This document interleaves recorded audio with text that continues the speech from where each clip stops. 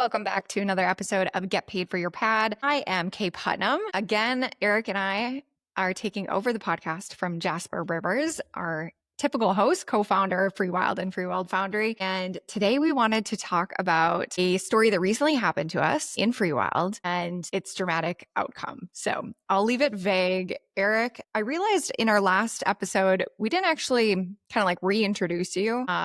Or me for that matter. And since we're new voices, we probably should do that before we dive into the story. Yeah, that could be helpful. It would be helpful for the users. Yeah. Well, I'm Eric Moeller, CEO and co-founder of Freewyld and Freewyld Foundry, and longtime Get Paid for Your Pad listeners. Will probably remember Jasper and I did a weekly show a few years ago as we were growing our other company, Overnight Success, and then as we were launching Freewyld as well. So I've been on this podcast quite a bit. And then, for everybody as an update, we're growing our revenue management side of the business really, really fast, hiring new team members, new clients, all that. And Jasper has his head down, really driving results. So that's why we decided to kind of step in and give a different perspective of what we're doing in the business or in the industry from a operator standpoint and now from a service provider standpoint. We're gonna kind of have some fun with this. We're gonna be bringing in some other people. We're gonna be interviewing other operators, other business owners, and just kind of having fun with the Get Paid for Your Pad platform. So yeah, as of right now, I guess I am the co-host of Get Paid for Your Pad along with Miss Kaye over here. So yeah, why don't you feel free to introduce yourself as well? Yes, I hope that all of y'all enjoy the new voices and new perspectives and new stories that I think we'll bring both in our last episode and in future episodes that we have planned. So I've been working with Freewyld driving the branding and marketing. So I've been on the podcast a few times as well, talking about marketing specific topics. And I have experienced podcasting in the past. And this is just my place to be able to give back to the STR community and share some of the stories, some of the behind the scenes. So I'm really excited to be able to come and play on Get Paid for Your Pad. So yeah, thanks for being here. And let's dive into our story for today. So the vision for Freewyld has always been to be a large brand, to have locations all around the country, all around the world in the future.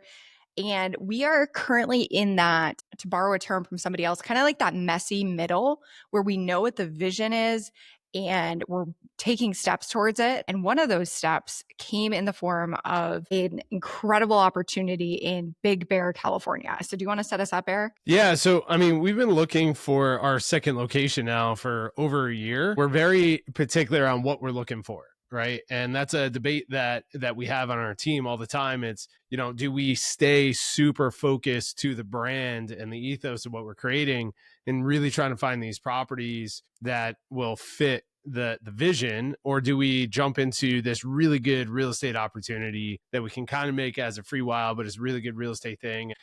Through this, we decided to stay true to the brand. And there's a lot of learning lessons of trying to build a hospitality hotel brand from the ground up. One, it's very challenging, it's very difficult to raise money, to find real estate, to renovate the real estate, make the numbers work. I say it all the time. It's a long-term game, right? And we kind of give some background to our focus is buying these old cabin communities and nature locations, renovating them, and then also getting approvals to build out our Freewyld cabins on the properties. So that's what I'm passionate about. That's what we're passionate about as a company and what we're looking for throughout the year. When we made a handful of offers on a handful of properties, underwrote 15, 20 different projects, maybe even more. But then we found this one property in Big Bear that was a little outside of what we just mentioned, that cabin community village style.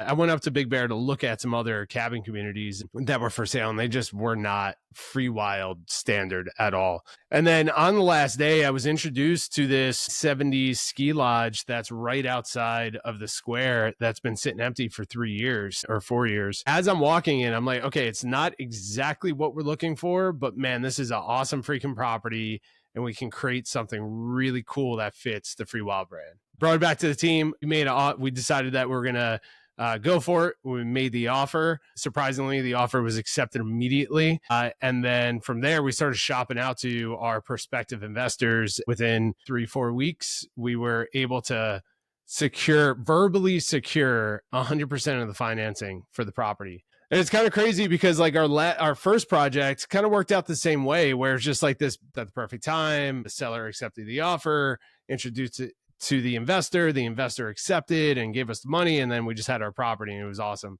It was kind of following the same route. From there, we just had all these different scenarios just start popping up, and the timeline of that just got crazy over time. Again, just preferencing building a hotel business from the ground up is extremely difficult, and there's a lot that we don't know until we get into it. So I'll leave it there. I'm curious, like, what was your experience walking that property? Because flew you out from the East Coast. I was like, I really need Kaye to see this thing to understand, like, is this a Freewyld property? Can we turn this into what we've been dreaming of? So I'm curious, like, your take on Big Bear and that project itself. Yeah, this was such an emotional roller coaster for the team. I feel like we went from like being super excited to then doubting, and being out there was really pivotal. There's something about the energy of a space or a place that makes a really big difference. And it's really hard to tell that from looking at images or even videos. Something that we're trying to solve with our social media marketing for Freewyld all the time. It's like, how do we help people understand how magical it is here? It's really hard to do unless you have gone out and visited.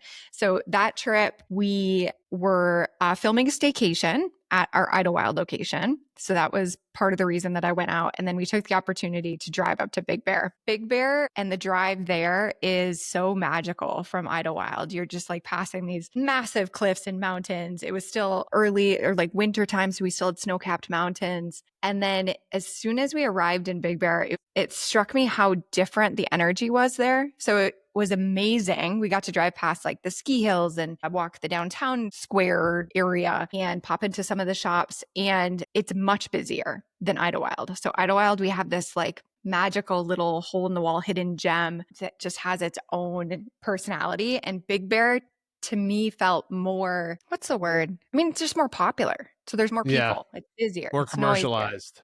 Noisier. Yep. And we had this really incredible experience of after we walked the square and the restaurants and the shops and all the people and the dogs and everything, and we walked back to this property that we had put the offer on, the whole world quieted down. Like we were just far enough away from the hustle and bustle that was the moment where I was like, oh, this could be a Freewyld. Like we're still giving people that sanctuary. It's still that access to nature. And we had to have a lot of conversations about understand what our brand story is, but how far can it flex? Or like, how can the way that we execute that perhaps change in more of a hotel asset versus the cabin assets? So overall, I was all in. But it took a little bit of warming up to the idea of it being this hotel asset, super close to this really busy city, and it just being different from Idlewild. So there was stuff to reconcile, but in the end, I was like, heck yes, let's go. Yeah, and I think you touched on something that's really important. I've been having a lot of conversations, particularly on LinkedIn, with different hoteliers and short-term rental operators, and there's very few companies that are doing the opco propco, where they're buying the property, designing it, building it, and then managing it themselves. We're seeing a lot of like asset light type of companies where they're just brand forward and operational. And the asset light model gives you a bit more flexibility in what you can do as a company. And what I'm learning in the acquisition side of this, but then also most importantly, leading the brand of Freewyld, is we have to constantly be thinking of our ideal guest avatar, right? Because as we were there, it was like the project itself was super exciting. I had this like amazing idea of like turning it into this retro 1970s ski lodge. And it was so cool. And we're bringing together all the different ideas. But as we're there, the number one question we just kept asking ourselves was, would our ideal guest avatar enjoy the space and the market? Will they travel to this market? Because it's completely different than Idlewild. And Idlewild is such a beautiful, special place. I think it's going to be really difficult to try to find more markets that are similar to that. I think we'll find, like with our model as we expand, we're going to find more markets like Big Bear. But I just wanted to bring that up because when I'm journaling about Freewyld and like our journey of the acquisition side, I'm getting frustrated at the growth, right? Because we've been wanting to buy a property for a year now. We haven't bought anything. And I recognize is like, we have these high standards for this brand that, yeah, maybe if we were in a different position financially where we had the funds and advisors and a bigger team to like really get after it, I'm sure we can find something quicker, but I really appreciate the way that we hold the line on the brand and our ideal guest avatar. That moment, it was a crazy time in Big Bear, because as we're walking around the town, it was just so busy and just like overwhelming with the amount of people and cars and just like all the things. And then we walked into that property and both of us were like, oh yeah, this feels amazing. Okay, yeah, we can create this into a Freewyld. Oh yeah, and then we could do this thing, and then it just started building. So, but yeah, the brand standards, really focusing on the ideal guest avatar, like really understanding who you're serving and will they go to this market and be happy there and invest the same amount into their experience as they would in other markets. And then another point that you touched on was the emotional roller coaster of trying to buy this property. Yes, that's where wanted to go next. It was exhausting. It was exhausting. Walk us through, what were some of the highest highs and what were some of the lowest lows that you remember? This was such a different property. All in, we had to raise just over $6 million. I've been doing property renovations, since I was 19 years old. So I've done a lot of residential stuff. I've never done commercial to this level. And this project was by far the biggest project I personally would have had to take on renovation wise. It was 20 keys, 3 different buildings, restaurant space, and a lot of hardscape and landscape. So I was super excited about it. I would say like the high was like, oh, okay, we have this awesome brand. We have this awesome team that was able to really go down into the details and the numbers. And from the revenue management team, I thought that was amazing. I was like, oh yeah, we have this incredible revenue management team that we can bring into this to like say, hey, this is the vision. This is the competition. Can we see the same premium that we see in Idlewild? And Manas and Jasper really put together the numbers to understand like, yeah, we can crush it in this market. And then we have the other team members that are supporting us on the underwriting. A very amazing experience for me personally. I was like, oh, we have a real company here with really talented humans that are bought into this vision. And we're all trying to make this thing work from nothing, from the ground up. Right. And that's really exciting. And then 2 is, and there's some learning lessons here on the fundraising side. A low for me was, and I guess this is just my lack of experience, I thought the fundraising was going to be a lot easier than what it was in the beginning, because we've been talking about Freewyld for a long time. We have a lot of people around us that said that they want to invest and support our success. And then when it came time for somebody to pull the trigger, 99% of those individuals were either A, not interested, or B, not around. So I was like, oh, okay. The lesson here is that we have to always be building relationships with real estate investors that can make this happen for us, and banks consistently. Like, we always have to be building those relationships and and sharing what we're doing, and always like maintaining those relationships. So when we do get the property, everyone's ready to go. Right. Yeah. So that was a mistake on our side of kind of waiting to re-engage those relationships to introduce the deal. But with all that said, we do have one investor who's been supporting us for a long time who agreed to invest 100%. Right. So I remember the point of like, hey, we got to put down $100,000. We got to move forward. We got to make a decision. Our other investors aren't around. For us to move forward, we want you in as an investor 100%. And we got the email 24 hours later saying like, okay, we're in for $6 million. Here's our terms. And the terms were amazing for us. And it was freaking amazing. So those were the highs, like recognizing that when we're truly ready to buy a property, move forward, we're going to, as a team, we're going to pull it all together because we did a lot of hard work. We understand what we're doing. We built this amazing brand, this amazing team. So when we're truly, truly ready, we can make it happen. The perfect property is going to come to us. And then the lows, we were riding a high for probably about 2.5 weeks. And then the entrepreneur roller coaster hit, and then just one low after another came in. So, but before I go into that, any feedback on what I just said? Yeah, just wanted to comment. Our revenue management team will often analyze portfolios for some of our clients. Often they're in property management. So it's more about, hey, should I take this owner on? But we do have owner operators as well, similar to Freewyld, where they're looking at a property and they're like, do the numbers work out? And we do that as a value add for those clients. So it was so fun for me also to see that put to work and see the impact of that personally, like in our own business. That was super cool that the team and some of the people that worked on it have experience in hotel specific assets as well, which was incredible. Right. And just, yeah, I remember the excitement was palpable, and just like seeing that vision of this 1970s ski lodge in my mind with amazing like fire fixtures and fur and taxidermy and just like Sunken living rooms. Remember Yes. those? Yeah, I was like, I need a sunken living room in one of these properties here. But yeah, Yeah.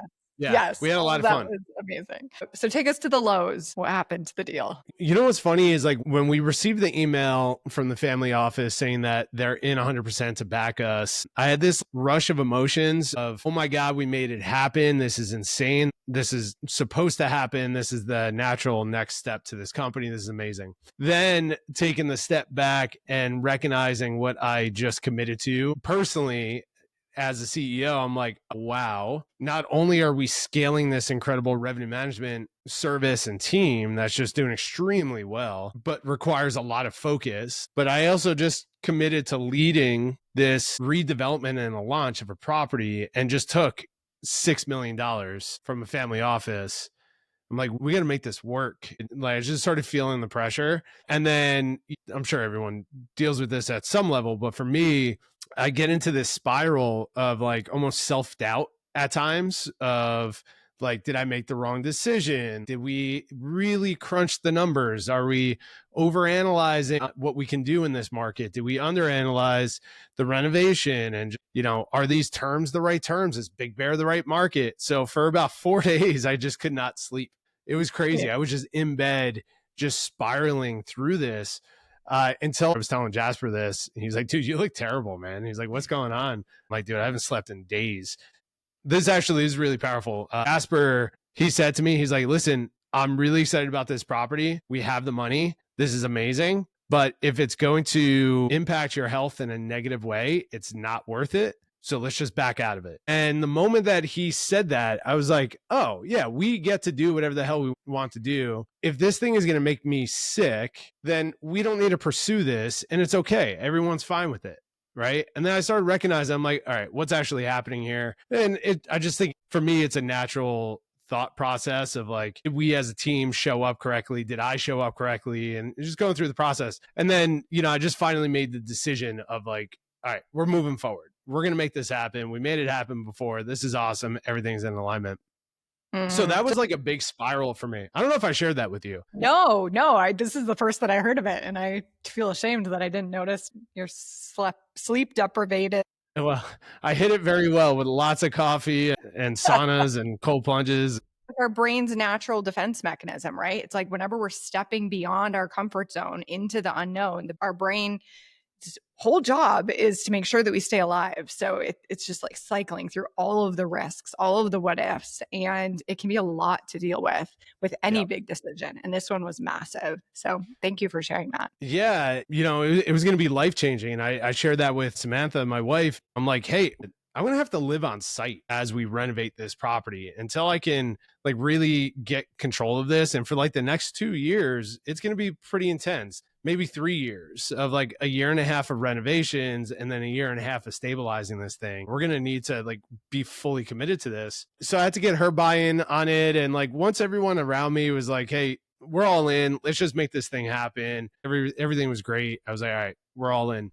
We started doing the inspections and we learned that the previous seller, they just unfortunately did some things in the properties during their renovations that wasn't disclosed to us that we started finding, and just the renovation costs were so much higher than what we anticipated. And then also trying to find contractors in small markets like that, very difficult. And then we started recognizing like, hey, we're going to have to negotiate a short sale with the bank here because we need more money and the sellers don't have any more equity to move here. So that started becoming an issue within itself. And then the markets had that little blip. What was that, a month and a half ago? Something like that. Before we dive into that, I would love the behind the scenes. What was it like when you met with the contractors and all the electricians and the roofers and everything on site to do the due diligence? What was that process like? Yes, that was really exciting because again, it's by far the biggest project that I've taken on to renovate to this level. So it was exciting meeting with designers and architects, engineers, and I've also recognized like with the growth of our Freewyld over the last few years and with RPM,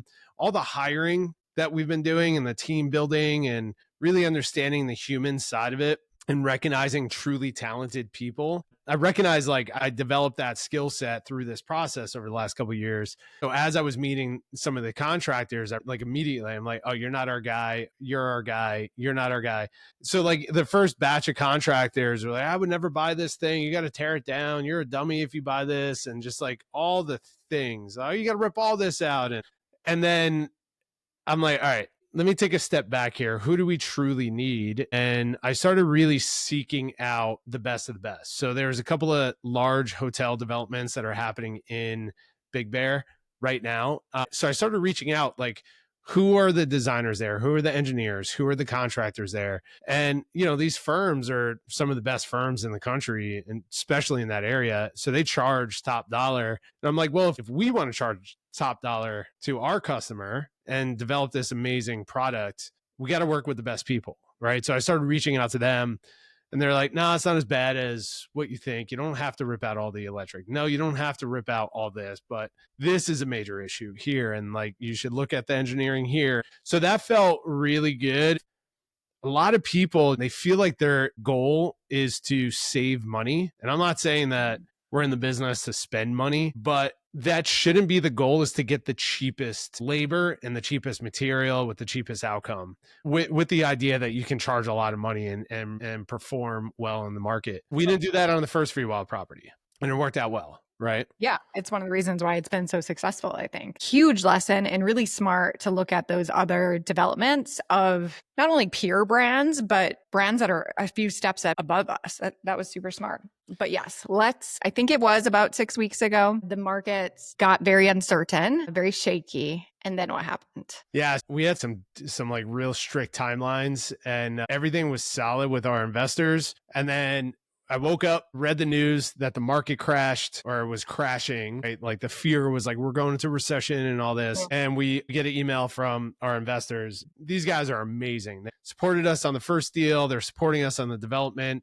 They really want to see Freewyld succeed. They really are investing into us. They've done a lot. They brought a lot of value and a lot of money to the table. And they communicated to us, unfortunately, due to the market and some unfortunate investment situations on our end, we have to pause all future new investments. They're like, can you buy time? And like, we're trying to figure out like, hey, can we delay the purchase? Can we delay this? And they're like, until we figure out what's happening, we have to put a pause on the investments. You know, what's really interesting about this is I read that email, and the emotions that came up for me was like, one, I was pissed off right away. And like, what are you talking about? You just committed. The whole team just put their word on the line that we're buying and moving forward on this project. We have thousands of dollars of due diligence in here. What are you talking about? Number two was how do we resolve this? Let's start pitching investors. Let's start gearing it up, and like immediately start reaching out to everybody else.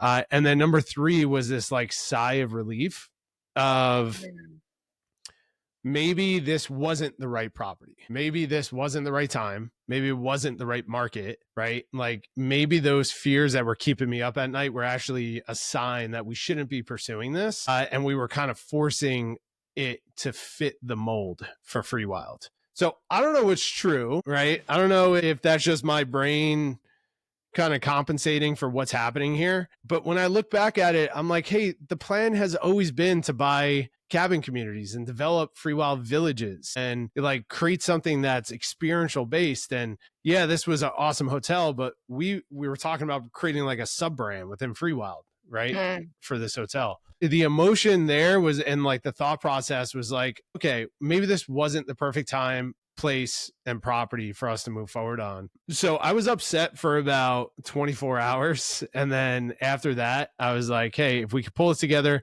we'll pull it together. But then I started learning that the numbers wouldn't have worked anyway, because we would have to go into a short sale or buy from foreclosure, because the sellers couldn't move on their numbers at all. So everything kind of worked out in a way, but man, the learning lessons through this was truly, truly incredible. And it's just like, yeah, learning lessons were unbelievable. Bananas. Yeah.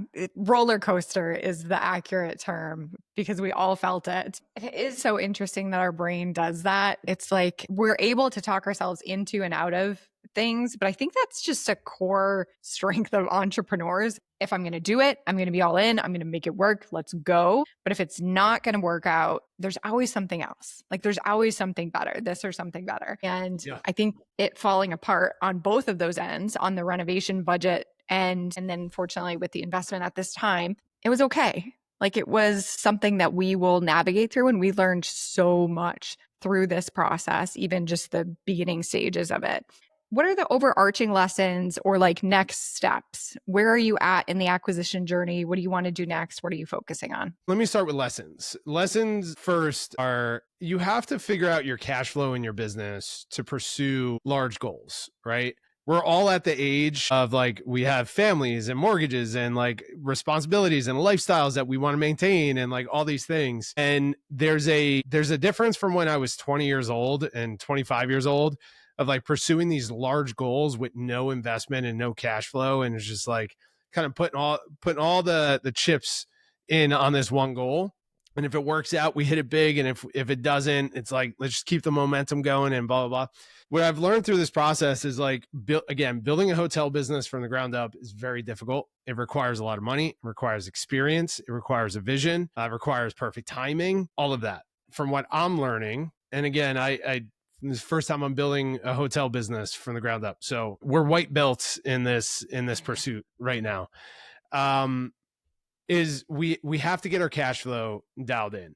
And what I mean by this is like, it requires a big team and resources to develop what we're pursuing here. So I took a step back and I was kind of looking at the opportunities, and I recognized that we're pursuing both the acquisition and expansion of Freewyld and the expansion of Freewyld Foundry, the service side business, at the exact same time. Where when I'm looking at Freewyld Foundry, the results we're getting for our clients with the RPM, revenue and pricing management service, is just unbelievable to see that we can add tens of thousands of dollars of revenue to our clients' businesses. We're hiring these incredible human beings to help us here. And we just have all this momentum happening, where the cabin side of the business feels like we're kind of dragging it through mud. And I learned like, hey, there's a lot to learn about fundraising. It's going to take time. Two is, if we have our own capital to bring to the table, the seasoned real estate investors are laughing at this right now because they're like, yeah, this is 101. But we had to learn it the hard way. If we have more capital to bring to the table, it's easier to raise money from investors and banks. And then three, if we do have our own resources and we're not constrained by us getting the next property, it gives us time to buy the right property and not be rushed into acquiring something just to move. And we see this a lot, like companies go out and they raise VC money or PE money, and they have this pressure now to go and scale. And then they get off line of what their brand mission is, right? So we took a step back and we said, all right, that was fun. We learned a lot. We have to build investor relations and maintain those. So anyone who's listening, if you guys want to invest in Freewyld future properties, reach out to us. We want to talk to you guys. Two is, we need our own capital. So let's go into the thing that's working really well. So we decided to scale Freewyld Foundry, and it's working really well. So we're putting all our effort into that. And on the cabin side, we're going into what we're talking about is Freewyld version 2.0. With our current cabins, of really dialing in the unreasonable hospitality wild mode and our systems there to really turn that into a machine, along with continuing the pursuit of building out the 6 additional cabins. That's kind of where we're at now. But of course, we get properties brought to us because, people know what we're looking for. And that's another thing. If anybody has beautiful property, beautiful land within 2 hours of a metro area, or a cabin community, send it our way. We want to take a look at it. But with that said, we're not actively pursuing the way that we were prior to this deal falling apart. So yeah, that was a lot. But You and I That's both where we're listened at. to a podcast by Hermosi where he was talking about, I think, his 5 biggest lessons from the last year. And one of them, no surprise, was focus. Don't build 3 businesses at once. And when I shared it with you, I was like, ooh, we're guilty. That's what we're doing. Every entrepreneur does that. I know. Actually, Michael talks about that. He said that to me today, our fractional ops COO. He said, he's like, hey, I'm a big believer that not one person or organization can focus on more than 3 things at a time. Mm, And I was like, oh, yeah, that makes sense. I'm like, yeah. we're focused on a lot because we're excited and we see all the opportunities, but the constant of like putting the blinders on and saying no and just really believing in what we're building and being patient with the process. And this is where cash flow comes in. Luckily, we built this thing that's funding this team and the vision, and like we're all patient enough to build this and see the long-term horizon come together. Yeah. But yeah, I'm excited all I want to do is like build more Freewyld locations, but I'm also going to be patient with the process. Yeah.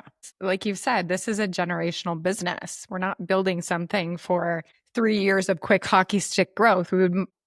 I think the whole team would prefer to build something that leaves a legacy and makes a major impact on travelers, our investors, our team, etc. And I think that this roller coaster that we just went through is going to make us stronger in the long run. I think that we're going to find a better asset in a better state. And in the meantime, work on building those relationships with investors and the industry and all those different things so that we can succeed at the level that we know that we can succeed at. So Yeah, amazing 100%. story. Like Eric said, if you have any leads for outdated cabin communities or vacation rental home communities, we are always on the lookout for those. And if you have any wisdom or advice to share about acquisitions, that would be incredible as well. Reach out. Eric's been super active on LinkedIn lately. So if you search for Eric D. Moeller on LinkedIn, connect with him there. I know he'd love to hear from you. I'm speaking for you. That's it. Thank you. I realize that LinkedIn, that's where my people are. And that's definitely a type of content that I like to create. So yeah, I'm going to spend quite a bit of time there. Amazing.